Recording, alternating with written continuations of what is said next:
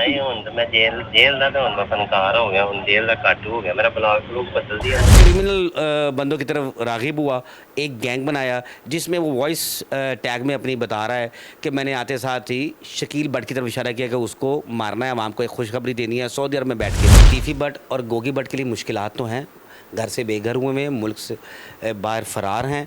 टीफी भट्ट ने अपनी property cell करना शुरू कर दी है पाकिस्तान से। उनके रेड वारंट जारी किए जा रहे हैं, उन कंट्री बात की जा रही है जिस कंट्री में वो उनकी मौजूदगी है। मैंने तो ये भी सुना है कि टीफी भट्ट हर घंटे बाद मोबाइल चेंज कर लेता है, लोकेशन चेंज कर लेता है, बाहर बैठा हुआ अभी। MYK न्यूज की वीडियोस देखने के लिए हमारा चैनल सब्सक्राइब कीजिए और बेल आइकॉन को क्लिक कीजिए ताकि आप हमारी आने वाली वीडियो से बाखबर रह सकें। अस्सलामुअलैकुम नाजरीन, आप देख रहे हैं MYK न्यूज़ और मैं हूं आपके साथ सनम वकास। नाजरीन, अंडरवर्ल्ड की लड़ाई जो कि 6 महीने पहले शुरू हुई थी अमीर बलाज टीपू के कत्ल से, अभी 6 महीने के बाद वो दोबारा से हाईलाइट हो गई है एहसन शाह के कत्ल से, जो कि मरकज़ी मुलजिम कहा जा रहा है अमीर बलाज टीपू के कत्ल में। मेरे साथ senior crime reporter Jawad Shah मौजूद हैं, इन्हीं से जानते हैं कि ये सारा वाक़या किस तरह से पेश आया और अभी की जो ताज़ा तरीन अंदर की खबरें हैं वो क्या हैं। सर, सबसे पहले तो ये आप मुझे बताएं कि एहसन शाह अभी जेल में था, ट्रायल चल रहा था, तो एकदम से इनकाउंटर हो गया या किस केस की निशानदेही के लिए उसको ले जाया गया और वो अपने भाई की फायरिंग से जहाँ बाक हो गया? थैंक यू वेरी मच सनम, आपने अपने प्रोग्राम में मुझे मदद किया है। एक्चुअली एहसन शाह का केस चल नहीं रहा था, वो जुडिशल एक्शन हो गया था, मतलब कि केस वाइंड अप हो गया था, तफ्तीश का मरहला मुकम्मल हो गया था और वो जुडिशल हो गया था कि अचानक से जो है ना उसको शकील भट्ट जो उसके एक बाल टाउन टीम के होनहार सब इंस्पेक्टर हैं, उन्होंने एक डकैती की FIR मतलब 392 की FIR में उसकी तलबी लगवाई और शादबाग के इलाके में वो जा रहे थे बरामदगी के लिए। तो वहीं पर पुलिस के मुताबिक कि उसके भाइयों ने जेल से भी पीछा किया है, उनके हाथ में असला भी था, उन्होंने कब्रिस्तान के करीब जाकर फायरिंग की और फायरिंग के नतीजे में एहसन शाह जो है ज़ख्मी हुआ, हस्पताल जाकर ज़ख्मों की ताब ना लाते हुए वो दम तोड़ गया। अच्छा, रियलिटी जो है वो तो ये है कि मुबैना पुलिस मुकाबला था, उसके भाइयों में इतनी जुर्रत नहीं है एहसन शाह के कि वो पुलिस का पीछा करें, वो भी शकील भट्ट जैसे सब इंस्पेक्टर का जो इकबाल टाउन की एक बड़ी टीम है, लीड टीम है, जो हर क्रिमिनल एक्टिविटीज़ को जो है ब्रेक करती है। तो ये कहना जो है नामुनासिब होगा कि उसके भाइयों की फायरिंग से ही, मतलब कि साथियों की फायरिंग से वो हलाक हो गया। सर, सबसे पहले मुझे आप ये बता दें कि इस केस में शकील भट्ट पे बहुत सारी बातें हो रही हैं, तो शकील भट्ट कौन है असल में और क्या लिंक है उसका बलाज से या एहसन शाह से?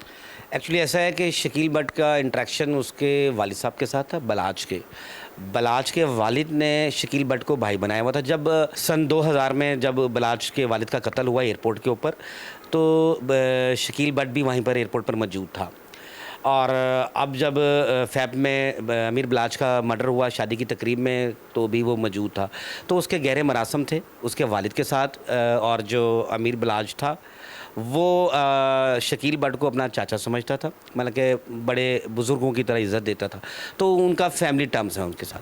सर, ये तो फिर ज़ातियात की तरफ इशारा कर रही ये चीज़, लेकिन इस सारे केस में एहसन शाह का इनकाउंटर कर दिया जाता है, उसके बाद उस केस की FIR उसी के भाई पर कर दी जाती है शकील भट्ट की मुद्दत में। जब शकील भट्ट की मुद्दत में FIR हो जाती है, अली रज़ा जो कि एहसन शाह का भाई है, उसके बाद एक ऑडियो लीक, तो ये ऑडियो लीक पहले क्यों नहीं की गई? क्योंकि पहले की थी एहसन शाह के ज़िंदा होते हुए की, तो ये अभी ऑडियो लीक करने का मकसद क्या था? एक तो इस केस की ना हाइप क्रिएट हो गई थी एहसन शाह की, फिर एहसन शाह जब जुडिशल हुआ है ना, तो उसकी ऑडियो एक खातून से बात करने की आई जिसमें वो अपने गैंग के बारे में बता रहा है। मैं तो पहले हमारा ब्रांच से हुन ज़ारा बना नहीं हुन तो मैं जेल दा तो हुन फनकार हो गया, हुन जेल दा कट हो गया, मेरा ब्लॉग ब्लूग बदल दिया। यार तू वैसे भी फनकार है, तू वैसे भी फनकार है। सर मैं जेल दा फनकार हो गया। मैंने टीम बड़ी अच्छी बना ली। सबसे पहले मैंने सोचिए चले ना 1 महीने के अंदर ही मैंने तोहफा दे देना अवाम को, बड़ा जबरदस्त तोहफा दे देना। वो जो बदामी बाग वाला है ना जिसने मेरे साथ ड्रामा किया, पहले जाइए ना मिल के जाए, पता है ना, नाम ना नहीं जाए, तेरे अपने का भी दोस्त है। हेलो, हाँ मैं सारा प्लान कर लेता, लड़के भी तैयार कर। है कौन वो? तेरे पापा का दोस्त कौन है जो मुझे पकड़ के ले गया? हाँ हाँ, पूरा सेट कर दिया इंशाल्लाह 1 महीने के अंदर ही। भाई कहाँ से है यार? अरे ऐसे क्या, उसने जो मेरे बाप को बातें की है ना, तू जाने दे। मेरी वीडियो से मेरे बाप की जो बातें किया, मेरा बाप तो मर गया था। तो उस दिन और वो ये कह रहा है खातून से जो बात कर रहा है कि मैं जब बाहर आऊँगा तो आते साथ ही मैं सऊदी अरब चला जाऊँगा। बेसिकली उसको कोई निदामत नहीं थी, शर्मिंदगी नहीं थी। एक कत्ल होता है ना, उसने एक कत्ल करवाया है एक अच्छे दोस्त का, मीर जाफ़र की तरह उसकी कमर में एक छुरा घोंपा है। तो वो इधर बैठकर इस्लाह नहीं कर रहा। जेल इस्लाह के लिए की जाती है। जेल बंदा जब जाता है तो इस्लाह होती है। बेसिकली जेल एक यूनिवर्सिटी है। अच्छे कामों के लिए अगर आप लेके जाएंगे तो अच्छे काम लोग करते हैं। वहाँ पे नमाज भी पढ़ी जाती है, कुरान भी पढ़ाया जाता है, तलावत भी होती है, और उधर क्रिमिनल लॉग्स भी होते हैं। तो इसने क्रिमिनल बंदों की तरफ राग़िब हुआ, एक गैंग बनाया जिसमें वो वॉइस टैग में अपनी बता रहा है कि मैंने आते साथ ही शकील भट्ट की तरफ इशारा किया कि उसको मारना है, आवाम को एक खुशखबरी देनी है सऊदी अरब में बैठ के। तो वो प्लान कर चुका था, शूटर्स को सुपारी दे चुका था। वो जो वॉइस ओवर है जो निकली तो वो हाइप क्रिएट हो गई थी, जिस वजह से उन्होंने वॉइस टैग वायरल की कि देखें जी हमने उसको ना हक नहीं मारा, वो क्रिमिनल एक्टिविटी की तरफ जा रहा था। और बाहर आके उसने कौन सा इधर मस्जिद इमाम बनना था, सऊदी अरब में बैठकर उसने यहाँ पर एक नेटवर्क चलाना था, बाहर बैठ के लोगों से सुपारियाँ लेनी थी और बंदों को जो पैसे ना देते उनको मरवाना था। सर ये ऑडियो किसकी तरफ से लीक की गई है और आप 100% इसमें श्योर हैं कि ये ओरिजिनल थी? क्योंकि पाकिस्तान में ऑडियो वीडियो लीक्स का सिलसिला पुराना है।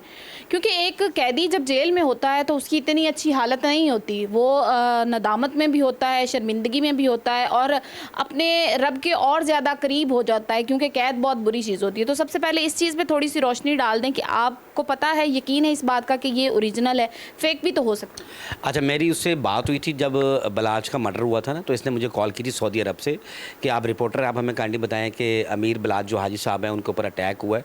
वॉइस उसी की थी, आवाज़ उसी की थी मेरी, क्योंकि उससे 2-3 मुलाकातें भी थी। मतलब कि क्रिमिनल एक्टिविटीज़ के हवाले से उस पर पहले एक FIR हुई हवाई फायरिंग की, तो तब भी मेरी उससे बात हुई, तो आवाज़ उसी की थी।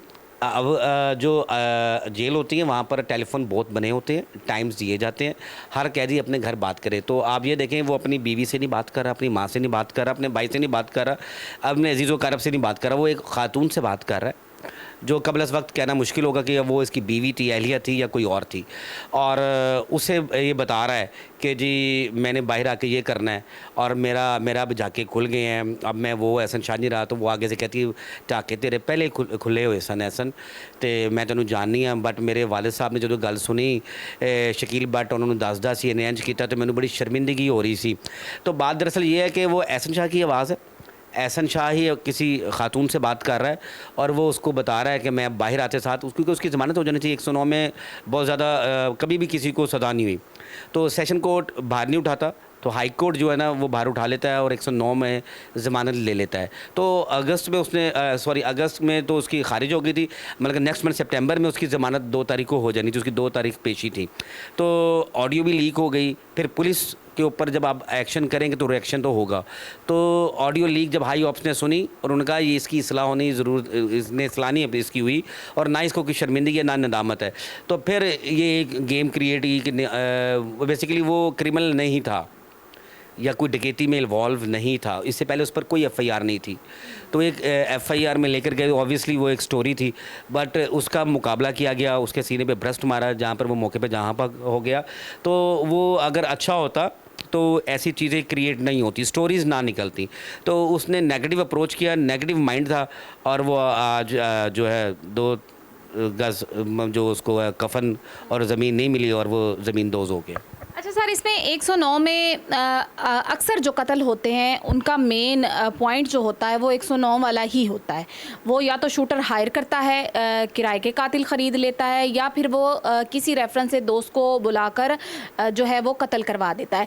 तो 109 में इनकाउंटर तो कहते हैं कि नहीं होता, तो ये 109 में इनकाउंटर हुआ है। तो लगता है आपको कि एहसन शाह के साथ ज़्यादती हुई है, या ये मेन मुद्दा सारे केस को उखाड़ने का, सारे कत्ल मीर बलाज की प्लानिंग का यही था और ये होना चाहिए था? 109 मशवरा होता है और मशवरे की जो ऑफेंस है ना बहुत वीक होती है। इसमें सिर्फ भट्टो को फांसी हुई थी क्योंकि भट्टो माना नहीं था, उसने दस्तखत नहीं किए थे और इसलिए उसको फांसी होगी। उसके बाद तारीख में 74 साली तारीख में पहली दफ़ा किसी को मौत के घाट उतार दिया गया, इसलिए कि उसकी जो एक्टिविटीज़ थी वो नेगेटिव थी एहसन शाह की। पहली बात 109 हमारी अदलिया जो है ना उसकी बेल ले लेती है, फिर 109 में प्रूफ नहीं होते कि मैंने, और पुलिस कस्टडी में जो बयान होता है उसकी वैल्यू नहीं होती, और 109 के अंदर किसी को भी आज तक सज़ा नहीं हुई। ये सेशन कोर्ट से ही खारिज हो जाता है क्योंकि 109 मशवरा देना है ना कि जी मिसाल के तौर पे मैंने आपको कह दिया कि मैंने फ़लाँ बंदे को मारने का प्लान किया और तीसरा बंदा उसको फायरिंग करके मरवा देता है, तो ये तो हमने एक जस्ट बात की है, एक मशवरा किया है, सजेशन दी है, तो इसके ऊपर कोई भी लॉ नहीं कहता। बुक एंड लॉ के मुताबिक 109 की बरी है, मतलब कि ये इसका ट्रायल वगैरह नहीं चलता। कत्ल की सारी प्लानिंग जो है एहसन शाह ने की और ये सारी लड़ाई एहसन शाह ने दोबारा से शुरू की, तीफी भट्ट और गोगी भट्ट से रब्ता किया, ये जो भी सारा उसने किया। तो अगर तो उसने रब्ता किया है तो क्या ये उसकी ऑडियो लीक हो गई है, तो क्या वो कोई ऑडियो वीडियो या कोई प्रूफ ऐसा पुलिस को नहीं मिला जिसको वो मंजर आम पर लाएं, जिससे ये पब्लिक की नज़र में भी ये साबित हो जाए, क्योंकि अवाम ने अभी तक ऐसा कुछ नहीं देखा, कोई ऑडियो वीडियो नहीं देखी, अभी तक सिर्फ सुना है पुलिस से कि इस केस में एहसन शाह जो है वो मुजरिम था, उसका कसूर था। तो ऐसा कुछ नहीं था कि पुलिस उसको जो है वो सामने लाती और साबित हो जाता लोगों के लिए भी, क्योंकि इस वक्त लोगों की अहम तरीन जो दिलचस्पी वाला केस बन चुका है वो ये बन चुका है। देखिए इसमें पहले प्रोप हुआ केस, पहले सुहेल नामी बंदे को उठाया पुलिस ने रावी रोड से। सुहेल ने बताया कि जी एहसन शाह को हमने अप्रोच किया, वो क्योंकि बलाज के बहुत नज़दीक था।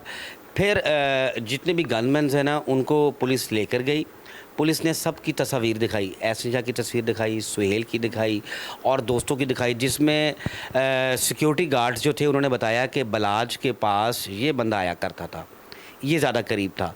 फिर उन्होंने तीफी भट्ट के घर रेड किया, उधर से बंदे उठाए, उनसे पूछा कि कौन कौन सा शख्स तीफी भट्ट को मिलने आता था, तो उन्होंने वहाँ पर बताया कि एहसन शाह ये चेहरा वाला बंदा, लंबे बालों वाला बंदा, कभी किसी गाड़ी में कभी किसी गाड़ी में नाम बदल के तब्दील करके आता था और ये 7 से 8 दफ़ा आया है। तो फिर उन्होंने जो है एहसन शाह को उठाया, उधर से बात प्रोप हुई कि जी ये गालियाँ निकाला करता था, दोस्तों में मुझे मेरी इंसल्ट किया करता था और ये तीफी भट्ट इसको जो है उसके दादा, मतलब वो दादा बन चुका है, पोते को, इन सबको मरवाना चाहता है। तो वो तैश में आया तीफी भट्ट, और तीफी भट्ट ने फिर कहा कि इसका मक्कू ही नापने, और ये फिर पूरा एक स्टोरी बनी और वो एक जगह पर इवेंट पे गया था, मतलब कि शादी की तकरीब में, जहाँ पर जो एहसन है वो उसे वीडियो कॉल करता है, वीडियो कॉल करके पूछता है कि आपके पास आज बुलेट प्रूफ जैकेट क्यों नहीं पहनी हुई, आपके पास आज वेपन्स क्यों नहीं है। तो ये सब चीज़ें वो पास करता रहा है टीपू, मतलब के पार्टी तीफी भट्ट पार्टी को, और अमीर टीपू बलाज जो है उसकी मुखबरी जो थी वो उस टाइम नहीं काम आई, और जितने भी शूटर्स थे वहाँ पर तकरीबन मौजूद, एक शूटर को मारने के लिए दूसरा शूटर, दूसरे को मारने के लिए तीसरा शूटर, तीसरे को मारने के लिए एक गाड़ी थी जो ब्लैक डाला था, जिसमें वो अमीर बलाज को लेके अगर जा रहे थे, अगर वो बच जाता तो उसको वहीं पर ख़त्म कर देते।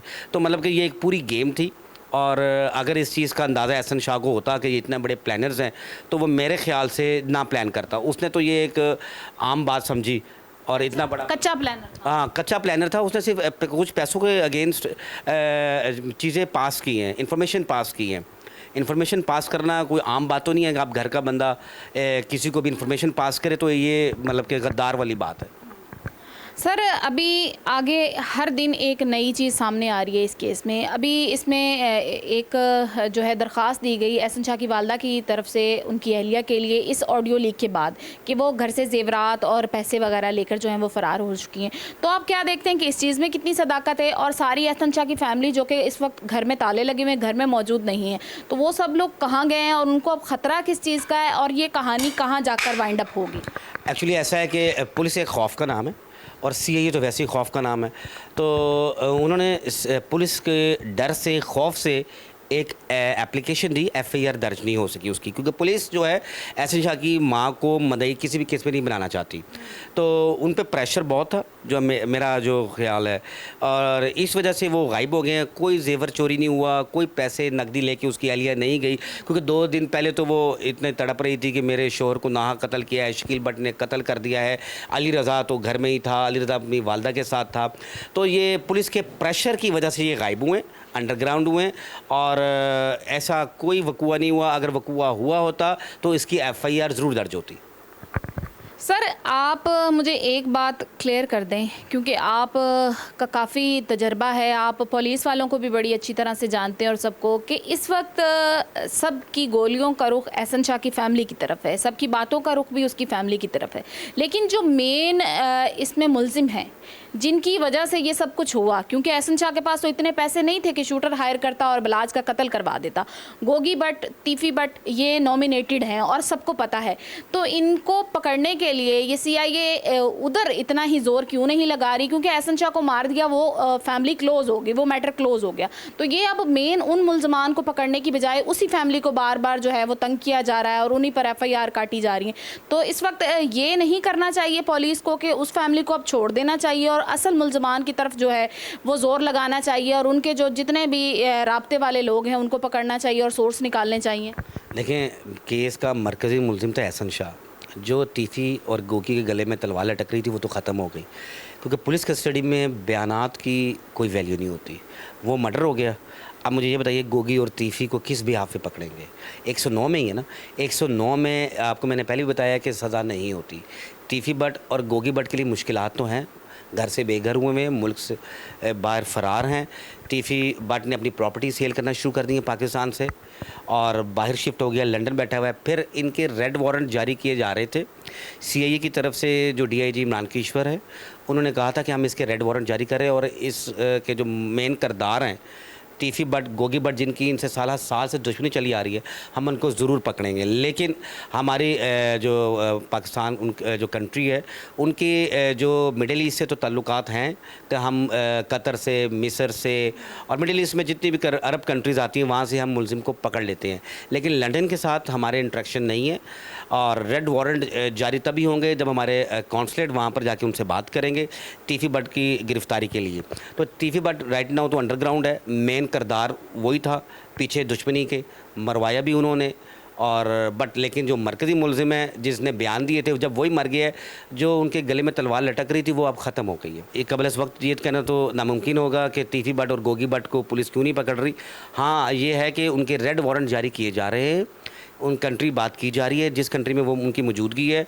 मैंने तो ये भी सुना है कि तीफ़ी भट्ट हर घंटे बाद मोबाइल चेंज कर लेता है, लोकेशन चेंज कर लेता है, बाहर बैठा हुआ अभी, क्योंकि उसकी ज़ाहिर बात है कारनामा तो उसने बड़ा किया है। एक बच्चे को उसने कत्ल करवाया, नाहक कत्ल करवाया है, और जब तक तीफ़ी भट्ट गिरफ़्तार नहीं होगा असल हक़ाइक़ नहीं पता चलेंगे और ऑडियो लीक्स तब तक नहीं आएंगी।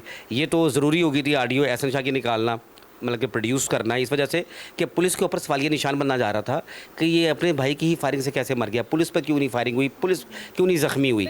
तो इसलिए ऑडियो लीक निकाली थी कि वो बाहर आकर भी क्रिमिनल एक्टिविटीज़ ही करनी थी और पुलिस उसका निशाना था।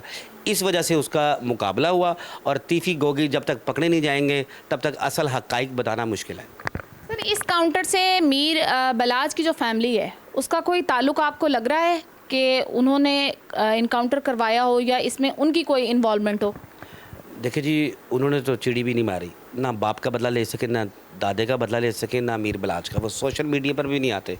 आप ऑब्वियसली एक एंकर हैं और सोशल मीडिया में बहुत एक्टिव हैं, तो आप भी अगर उनको सब अप्रोच करेंगी तो वो बहुत शाय फेस हैं, वो मीडिया से घबराते हैं, वो बात ही नहीं कर सकते, तो वो एहसन शाह को मरवा नहीं सकते।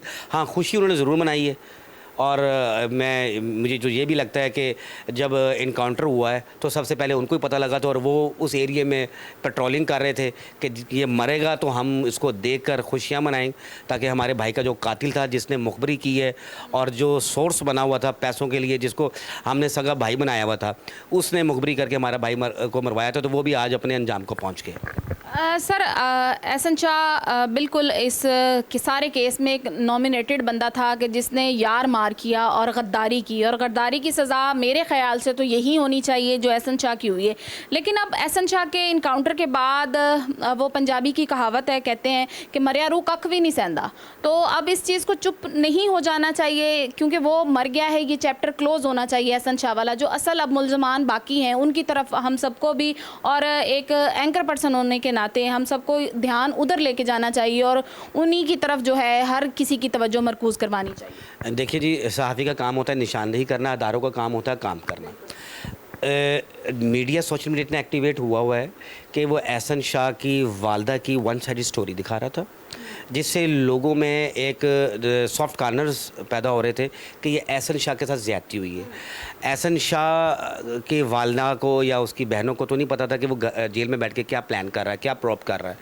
तो जब वो चीज़ें उनके सामने आई, ऑडियो लीक्स आई कि आपका बेटा ये कर रहा था, तो उसकी वालदा ने भी कहा कि हम केस वापस लेते हैं, हम कोई कानूनी कार्रवाई नहीं करवाना चाहते। जब असलियत सामने आती है तो बिहाइंड द स्क्रीन कुछ होता है, हम देख कुछ रहे होते हैं।